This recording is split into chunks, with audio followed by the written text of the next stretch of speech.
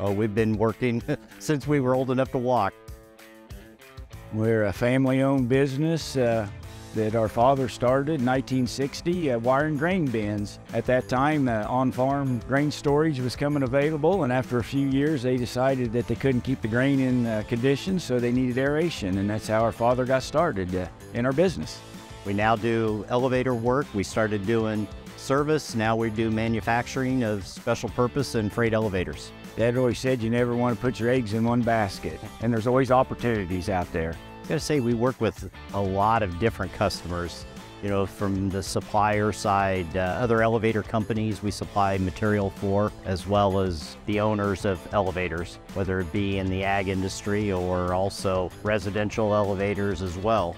Oh, this is a mini elevator car that we built to kind of display and show our product. The safety features on it, the roller guide, smooth operation, the construction, heavy built, bolt together design, so you can take it apart, put it in smaller areas that you couldn't slip something in. We're working with the client. We just hope they feel the same way we do. We got our heart and soul in it. We're a family business. Our name is on the product and our service, and we just want a long-lasting relationship.